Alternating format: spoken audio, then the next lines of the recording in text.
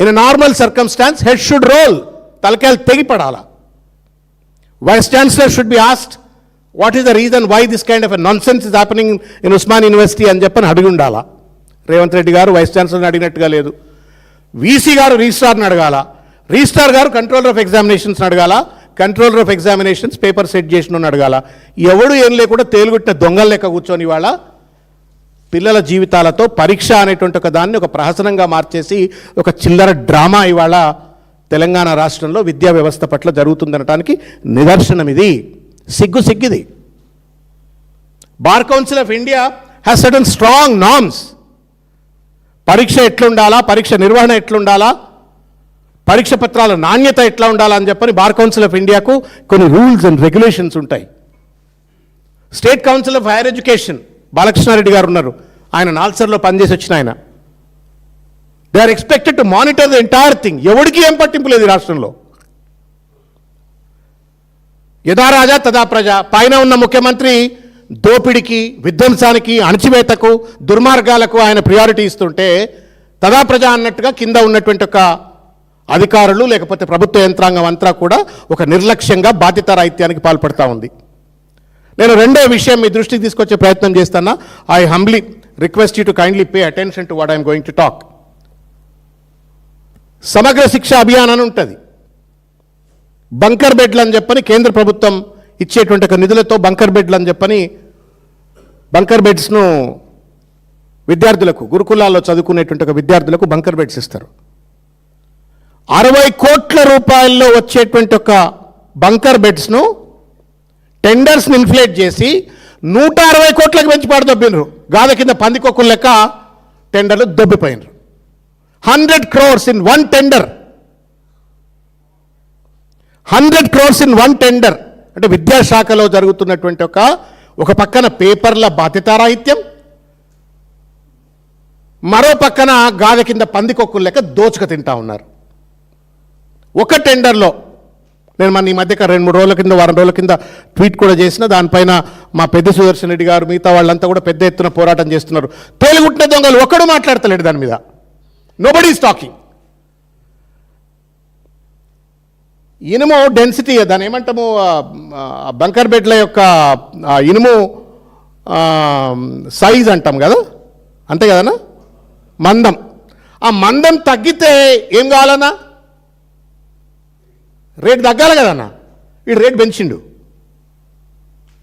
Bunker bed యొక్క మందం తగ్గితే రేటు తగ్గేది పోయి రేటు పెంచి సరాసరిగా 100-160 కోట్ల రూపాయలకు పెంచి పాడుదొబ్బినరు. ఇది విద్యాశాఖలో రేవంత్ రెడ్డి కింద పెట్టుకొని చేస్తున్నటువంటి ఒక దుర్మార్గమైనటువంటి ఒక దోపిడిది, బాధ్యతారాహిత్యం ఇది. నేను రెండోది చెప్తాను మీకు. ఇంకా రాపోలు ఆనంద భాస్కర్ గారు అని చెప్పని ఒక అడ్వకేట్ గారు, ఇదే సమగ్ర శిక్షా అభియాన్కి సంబంధించిన అంశం ఇది. ఈ ఫైల్డ్ ఎ పిల్ ఇన్ ద హైకోర్ట్. మీరు కావాలంటే మీరు హైకోర్టు వెబ్సైట్కి వెళ్ళి చూస్తే ఆ పిల్లు వివరాలన్నీ మీకు దొరుకుతాయి. అనలేందంటే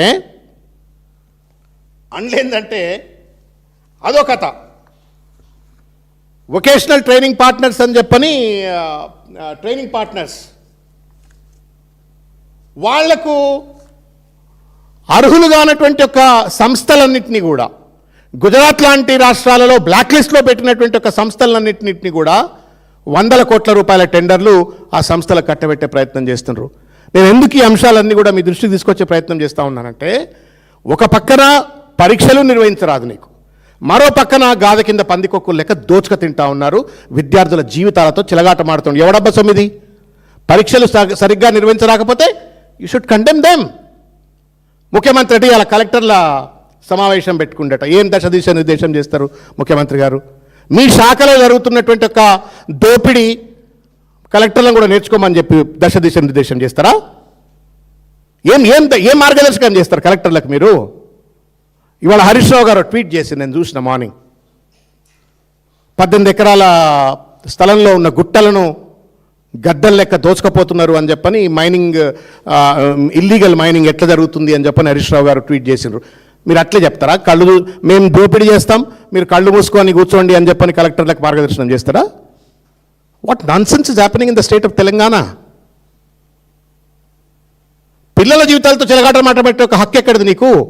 గ్రూప్ 1 అంటే ఈ ముఖ్యమంత్రికి పని రాదు, పరిపాలన చేతగాదు అనటానికి నిదర్శనమే లా కళాశాలలో ఉన్నటువంటి ఈ యొక్క పరీక్షలకు సంబంధించినటువంటి ఒక అంశం ఇది. దోపిడి తప్ప ఇంకొకటి ఏమీ తెలియదు అనటానికి సమగ్ర శిక్షా అభియాన్లో బంకర్ బెడ్లలో మందం దక్కితే కూడా 100 కోట్లు పెంచేసి ఒకటే టెండర్లో 100 కోట్లు కేక్ కోసుకుపోయినట్టన్నా, కేక్ కోసినట్టు 100 కోట్ల కేక్ దొబ్బిపోతున్నారు. అదే సమగ్ర శిక్షా అభియాన్లో అర్హులు కానటువంటి వాళ్లకు, అస్మదీయులకు టెండర్లు కట్టబెట్టి వొకేషనల్ ట్రైనింగ్ పార్ట్నర్స్గా దోపిడీకి గురి చేస్తూ ఉన్నారు. మరో పక్కన ఇవాళ హరీష్ రావు గారు చెప్పినట్టుగా గుట్టలను దోమకపోతున్నారు గద్దల లెక్క, గాద కింద పందికొక్కుల లెక్క. ఏం రాజ్యం ఇది? ఏం ప్రజాపాలన ఇది? ఏం పారదర్శకత ఇది? ఏం సుపరిపాలన ఇది?